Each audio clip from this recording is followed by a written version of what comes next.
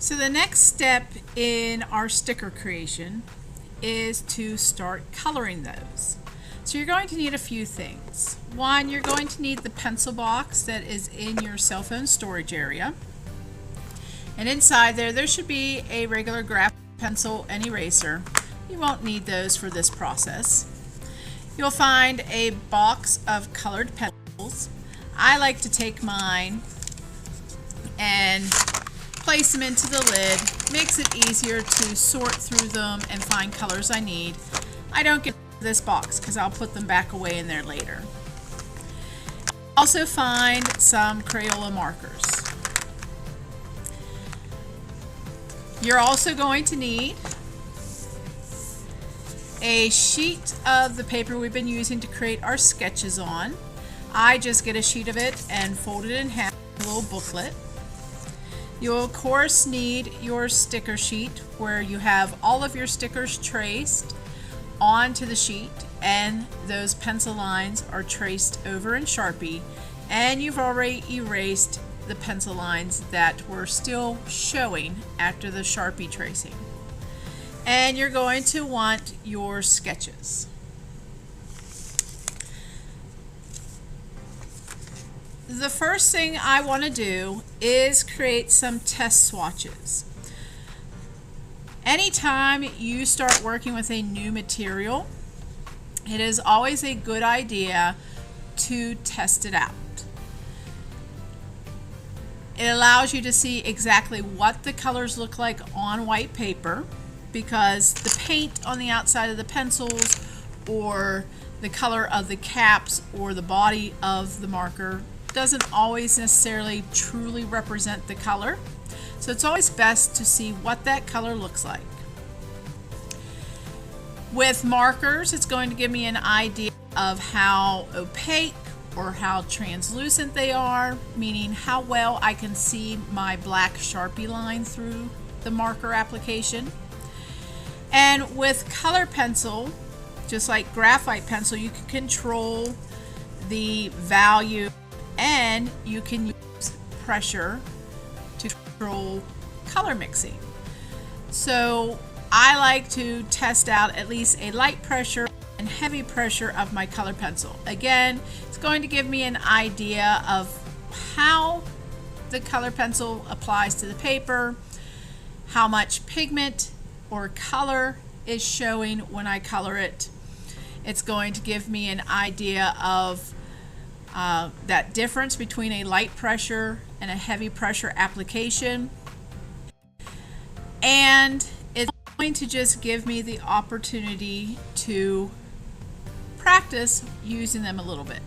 Each pencil set, color pencil set, is going to be different. So these ones from Amazon, they're called Shuttle Art. They're going to be different from Crayola, and Crayola is going to be different from Prang. And there are a lot of different color pencil sets out there. So by testing them, it's going to get you used to how they feel as they move across the paper. And that is going to be a benefit to you in the coloring process. So the first thing I'm going to do is go over test swatches of my marker. And I'm not going to use the Sharpie, but I am going to use my color pencil, and I'm just going to create a black line here to represent my dark Sharpie line. And I'm just going to take each of my markers and create a little swatch over top of that. So I can see that my red is not a super bright red like what we may consider a fire engine red. I can see the mark through, so it's not a really opaque color. I'm going to do the same thing with my orange. And again, I could see my black line fairly easily. I do the same with my yellow. And yellow of all of them, it picks up the color. I clean off over in the corner here until it runs yellow again. So that is something also through testing that now I'm aware of. If I am using yellow, there's a possibility it could move the Sharpie or pick up the Sharpie and cause a mess like this. I have a green, and the green, you don't see that black mark quite as well as you do the warmer colors. So remember, green, blue, and purple. I'm starting into my cool colors. I'm going to test my blue. It's a really dark yet vibrant blue. And again, my black line is kind of disappearing from there. Let me zoom in a little bit so you can maybe see that a little. And I'm going to test out my purple or my violet. And just like the blue, it's a little bit harder to see that black line going down through. But we also have neutral colors that are available. We of course have brown.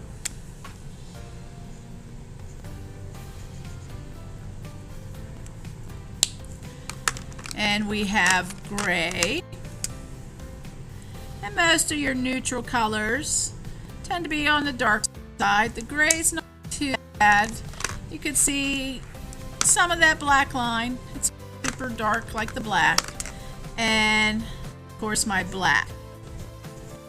And look at my black. It's the pigment mixture that they've created there. I see it in person, and I believe you can tell on camera there also. The black has a bit of a greenish hue to it. It's not a really deep dark black like you're used to with the Sharpie. So that's also something that benefits me in doing these test swatches, because now I know that if I need a really dark black, maybe my marker is not going to be the best for that. I'm also going to test swatch my color pencils. So as I said, I like to do a little bit of a pressure test to see what the color looks like with light pressure, what the color looks like with heavy pressure. So again, I just come over and with some light pressure, a little swatch, and right beside it, I just press with heavy pressure to create another swatch. And I'm going to go through each of my color pencils doing the same thing. Now this is my first time using these Shuttle Art pencils, and I will say, so far I am liking how they feel against the paper. Sometimes with color pencils you can tell how well they're going to color something in by the way they feel against the paper. And these ones feel like they're soft. I'm not getting like a scratchy feeling against my paper when I'm using them.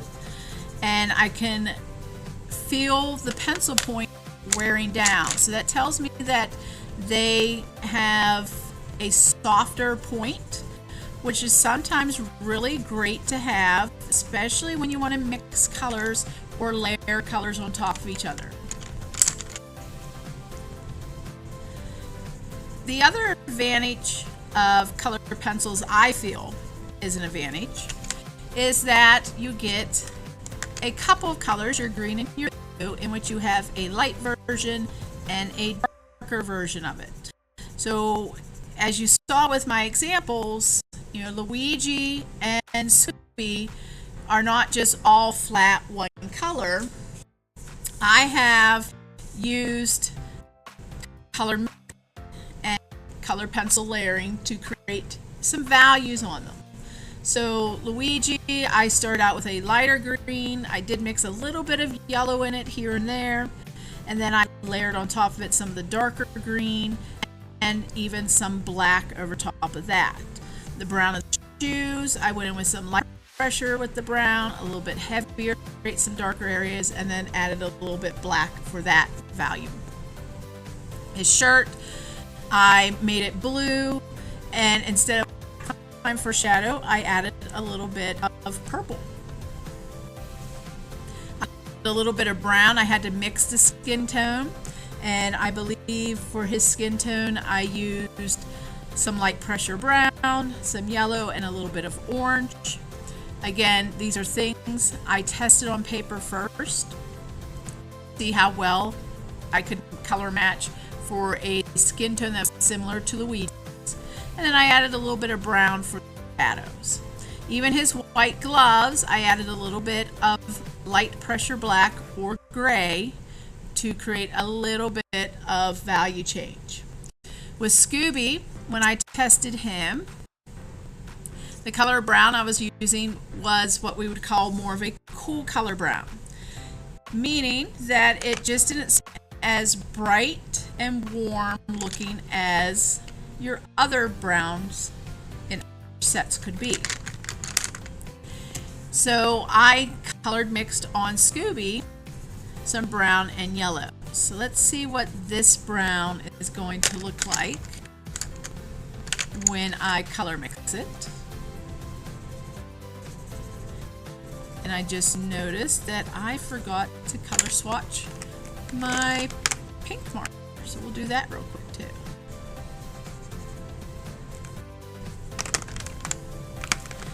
And do my brown next.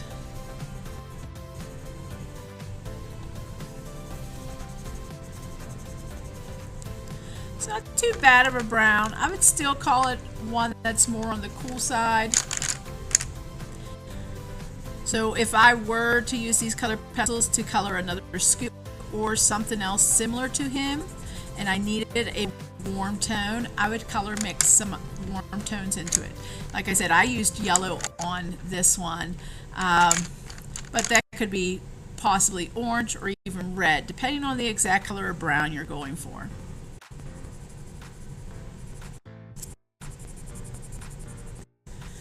So there's all my color swatches, and I can clearly see how pigmented and bright the colors are when heavy pressure and what they're going to look like with lighter pressure. And again, that can help me a little bit with value changes. Now my set of color pencils does come with a white. So I do have a few whites that we can share as a class. You can test swatch the white. You may be able to, if you move around in the light a little bit, but you're not going to really see it too much because you're up on white paper. But it may color over some darker colors.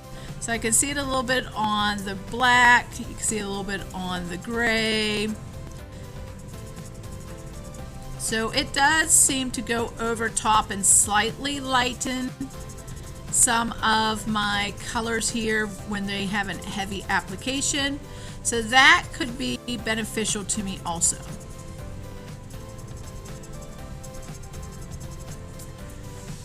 Now, when it comes to coloring your stickers, you could stick all with marker. You could stick and just work with nothing but color pencil. My first two that I showed you, these two examples, all color pencil. But you can mix it. You can use some and marker. And this is also what this paper is for, is to test some things out. We don't want just a flat coloring of the sticker. We want to add a little bit of interest to it by creating some value and creating some color mixing. So my plan is I'm going to start with one sticker, and I'm going to work with Papa Smurf today. And I'm not going to trace my whole Papa Smurf on here, but I'm going to trace his head, and there should be enough graphite behind there left from our other tracing of Papa to trace him over. And if not, then it wouldn't hurt to just quickly scribble on the back of this again to freshen up that graphite powder, and that way you can copy over part of your sticker choice. In this case, mine is going to be Papa for this demonstration.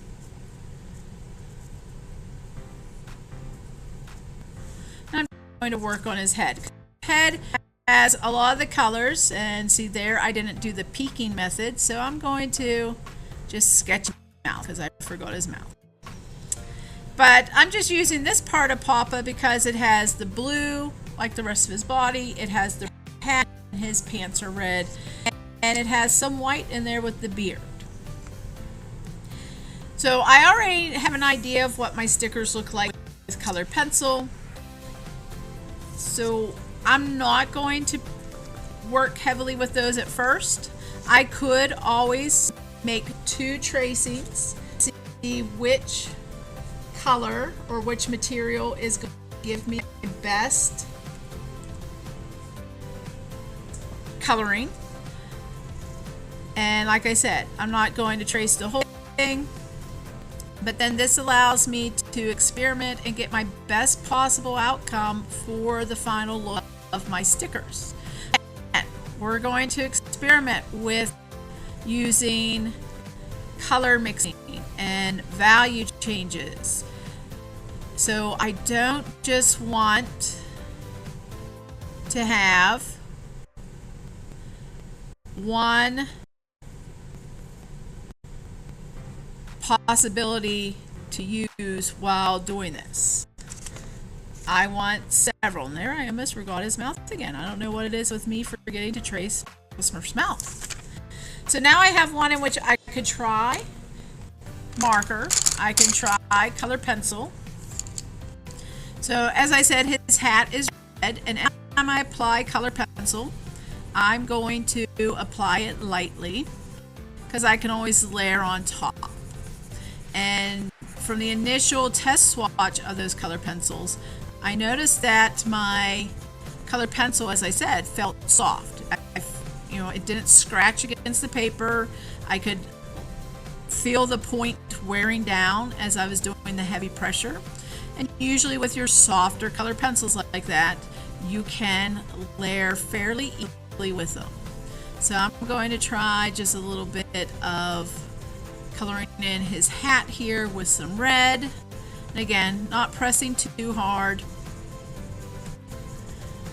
Trying to be as neat as I can during this practice. And I start adding some value change to it. So I'm going to imagine my light's over here on the right, so I want to darken up a little bit of items here near the left. So a little bit heavier pressure.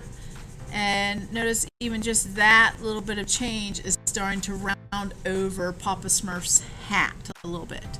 This is overlapped, so I'm going to press pretty there to really clean that up. And again, anything on the left edge, left side, I'm going to apply a little bit heavier pressure, get a little bit darker, and let it be a little bit lighter on the right side. Now he has an ear here, so I'm going to add a little bit of darkness near it. Just the thought process that maybe the ear is casting a little bit of shadow.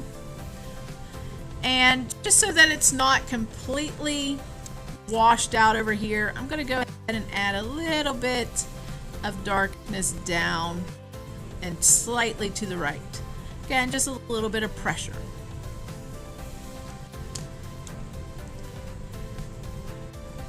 Looking at it, again, I'm starting to get some form, but it's not really rounded over and it's not super dark yet.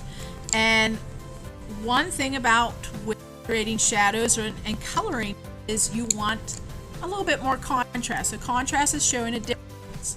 So I could come in and just start another layer of red and a little bit heavier pressure. And again, that is starting to help round over Papa Smurf's hat a little bit more, giving it a little bit more form. But I can also color mix, and there's always some options. So as I mentioned with Luigi's pants here, I used the light green, the dark green, and then a little bit of black. Cool colors are great, especially blue and purple, to help add shadows too. And since I don't have a darker red, I know I'm going to need a darker color. So I'm going to try maybe a little bit of blue. See what that does to darken it. And already that little bit of blue just suddenly makes that area pop, because I now have this, I have this nice dark starting over here on the left, and it just starts to fade out into some lighter reds. Again, if I place it underneath here, because that's overlapped by a lot of fabric in his hat, Now notice how much more this is standing out because I've now used a more bold, or I should say darker value that's really helping to round this over. Now Papa has a little bit of gap there in his forehead and the hat brim here, so I'm just going to come in with some pure blue there, and I'm going to add some black there just because he is a Smurf, so he's going to have a lot of blue on his face as it is, so I just don't want that to get lost in his face coloring. And I'm going to layer a little bit of black on there. Why not? And adding these other colors on top, my drawing is already starting to look more rounded. You know, cartoon character, so he's never going to be like a person, but he's going to start looking a little bit more realistic because he has some more form. Now, once I start into darker colors, that doesn't mean I'm done. I can come back and keep on adding because now the darker colors have really washed out the red. So I'm going to come back in with more red and make sure that the red color of his hat really shows up. So I'm going to, over here on the left, apply heavy pressure, go right over top of my blue and my black I was using to really bring out that red color again. And then as I get closer to the right, I'm going to ease up on some of that pressure so that I don't flatten this side of the hat too much. I want a little bit of that lighter red color from my lighter pressure to be there. And I'm going to go ahead and add a little bit of that darkness over here on this brim. I just think this doesn't look right being so bright over here up against the face. So I'm adding a little bit of blue there. And I could use more development. It's not 100% done, but now it's given me an idea of what I can use in colors and layering colors to create a fairly nice and decent looking red hat on my Papa Smurf. So now I can test out the body. So of course he's blue, so I'm going to start with the lighter blue, and again lighter pressure because I can always add more color pencil. So I'm going to start with the lighter blue to fill in his blue skin tone. And of course this set has that darker blue, so again if my light's coming from the right, I'm going to find some darker values on the left side of his face. And the hat brim may shadow a little bit, so up against the hat I'm going to add a little bit of darker value. Again, I just ease up on the pressure when I want to get back to my light value.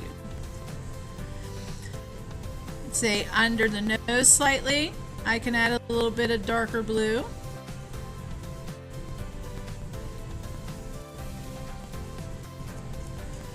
And again, that's already starting to make Papa look a little rounder. And once again, I can layer. So I'm starting to lose that light blue color, so I'm going to come in with a little bit heavier pressure of it.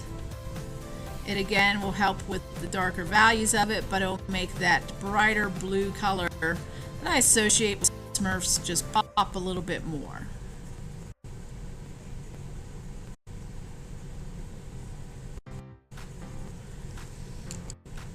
And I'm going to go ahead and add a little bit of black. Now I could also layer some purple on here. Purple will help blue darken up a little bit also. And I have to remember that this practice also, you know, my edges are starting to look a little bit fuzzy, but this practice doesn't have the black outlines. So I could come in with my black pencil and kind of bring the black outlines out a little bit more, and then it's going to give me a little bit more of an idea of what my sticker will look like when it's finished coloring.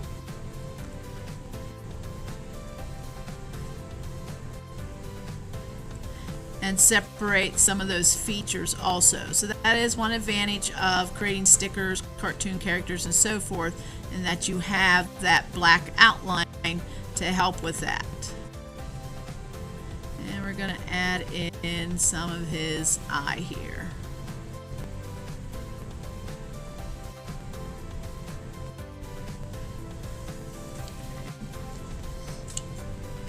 So already starting to look more rounded. So I kind of have an idea with pencils. So now let's try marker.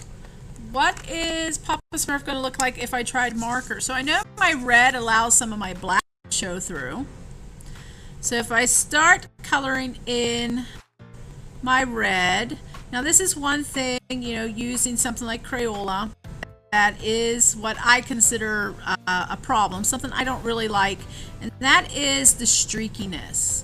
Because it's a water-based marker and you put a layer down and then you keep on coloring, wherever that marker overlaps what you've already put down, it's applying another thin layer of marker, and that's why you get streakiness. It's just showing that overlap. So that is one thing I'm not a fan of usually with marker, and you can see it there. Now what I have found is if I go over it, kind of like do in pencil and color pencils with moving our pencil in a more circular motion, then I can work a little bit quicker in coloring it in, and I may get some of those light dark marks, but sometimes they kind of blend out a little bit because it's wet. The paper is still wet, I'm moving quickly, and it kind of evens out and soaks into each other. But again, I'm kind of limited when it comes to marker. I have black, but it's not like I can blend it out. I can't adjust pressure. And I already have a black outline. So my thought process is, what if I've add some color pencil on top of my marker here? So let's give that a try. So let's see, if I just apply some red, is that even going to show up? Not really. They're the same color. So I can start into maybe some of the things like I did over here. What if I start applying some of my blue to make some darker pigments on my marker here? And that seems to be working. Now notice it doesn't seem to lay down as much as on top of pencil. There does seem to be a little bit of resistance, and it might be because like down here I'm not getting that, but remember I last colored here, so that might be happening because the paper is still wet. So that's something I'll have to experiment with. But down here where it was colored quite a bit ago and it's not as fresh as up top there, that is definitely laying down more than it did up top here. So that's one thing I need to note. If I'm going to combine marker and color together, I should wait for my marker to be dry before I attempt that.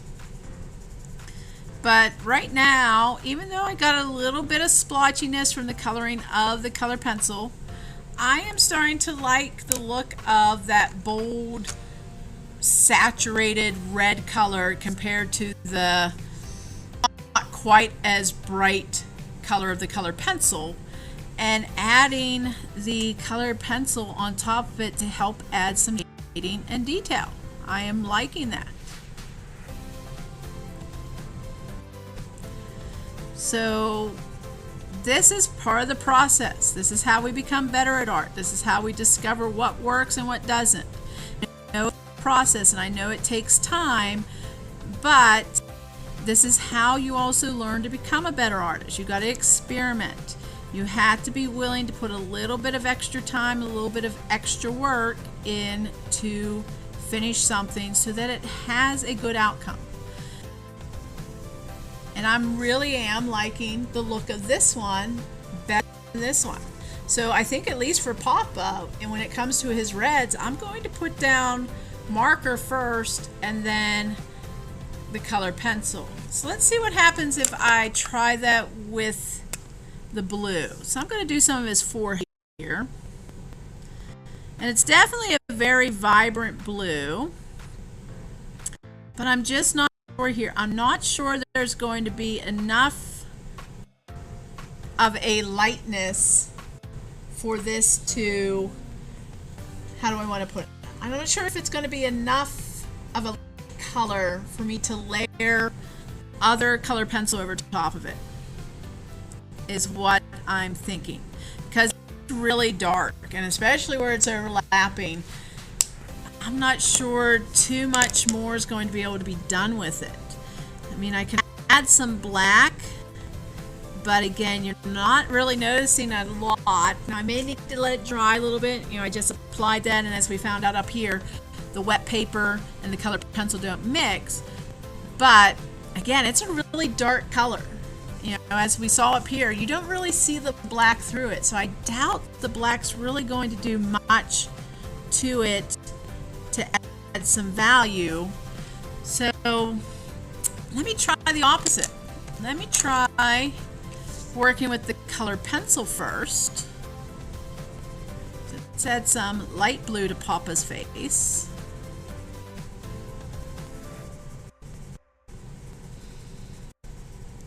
And let's see here. I'm just going to do it really thin here. Let's try just putting a line of the marker there, down here on his ear, there on his face. I mean, it looks a little weird.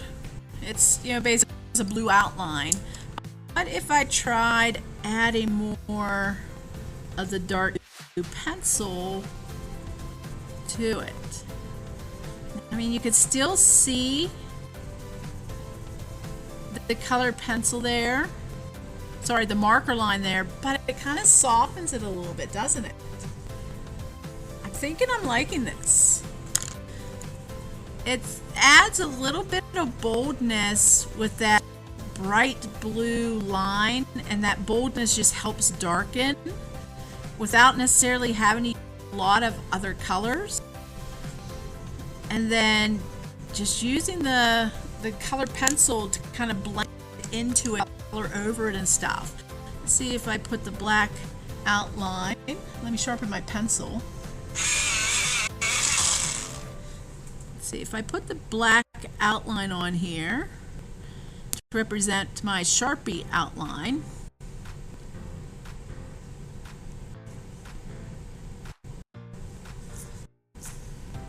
Let's go ahead and color in his eyes. Sometimes that little detail that's missing can make all the difference.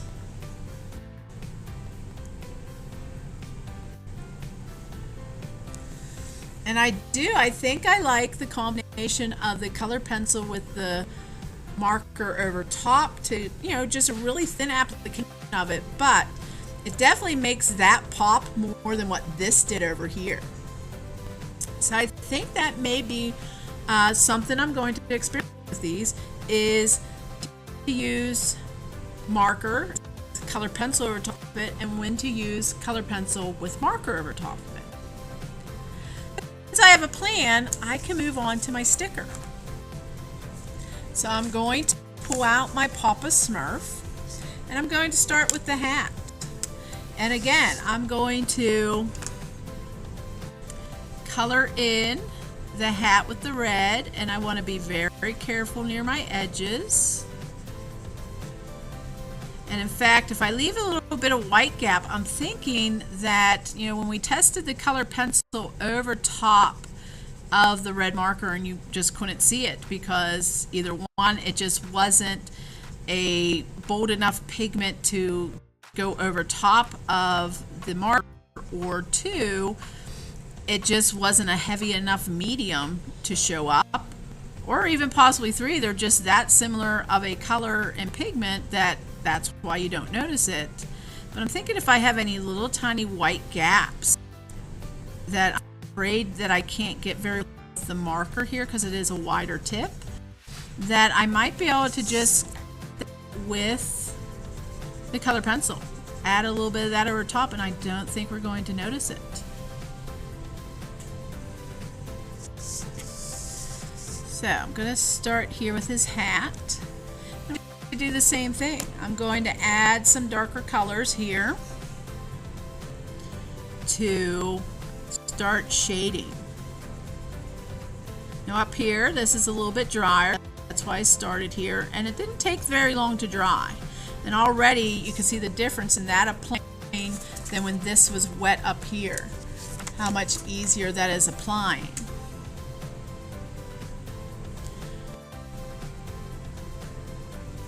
And in here, and because all that fabric is overlapping that space, I'm really going to press hard with my dark value and just ease up on pressure to lighten that up as I come up.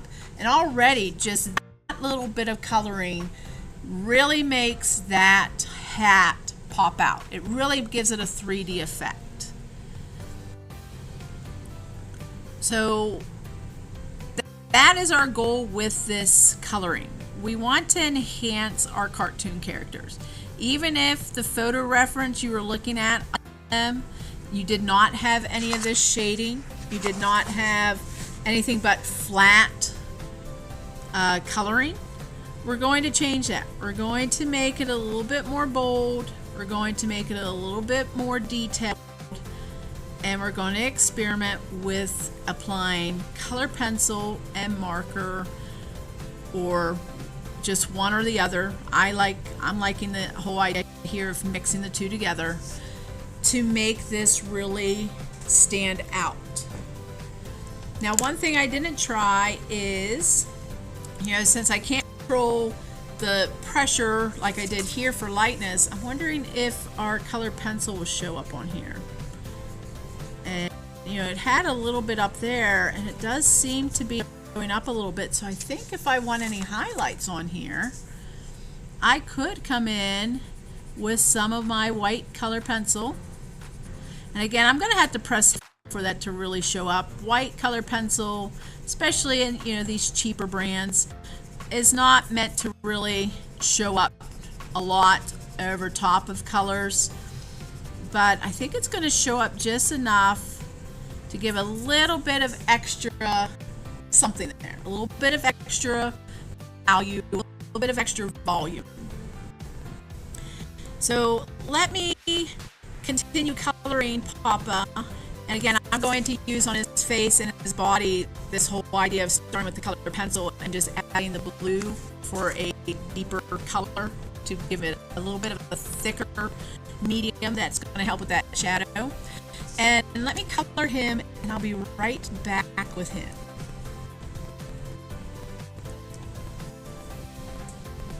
Okay, so here he is, the finished Papa. I did as I said. I colored the pants and the hat with that red marker. I used colored pencil, black, a little tiny bit of blue, but I was liking the black a little bit better, to add some shading on his pants and on his hat. And I have here my practice one so you can see the parts that I took from it.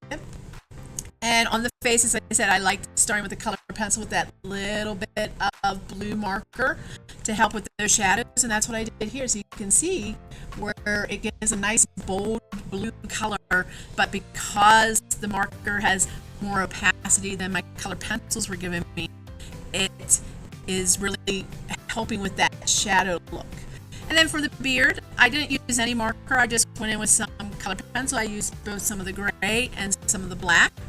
And I just, added a little extra to give it a little more hair texture, so a little bit extra lines and so forth to add to that. And of course, a deeper shadow where the nose would kind of shadow the beard.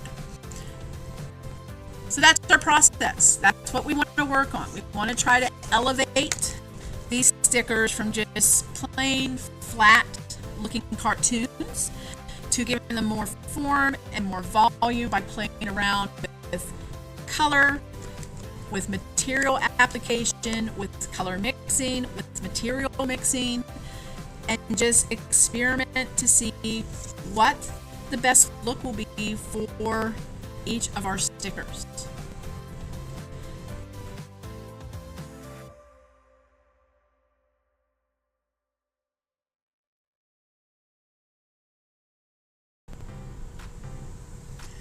So now that I'm done coloring, or even at the end of a class period when I have to clean up, let's talk about how to put that box back together.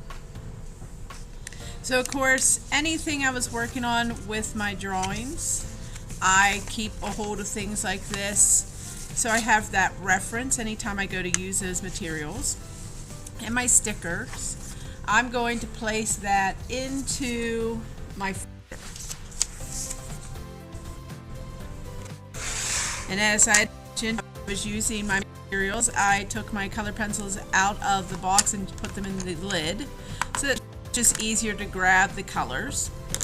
So I want to make sure that before I put my box away, that all of my marker caps are fully on, and my pencil and eraser are also in the box.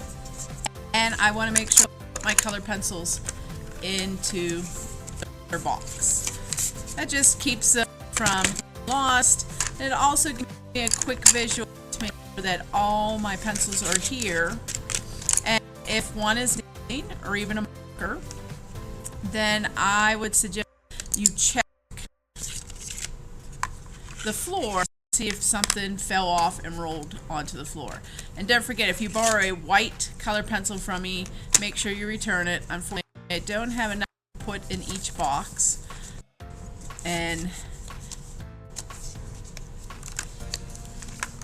once I have those color pencils in there, then I'm going to put that in the box. This is going to go back to my area and into the cubby hole, and the white color pencil is going to go back to Barnett's desk.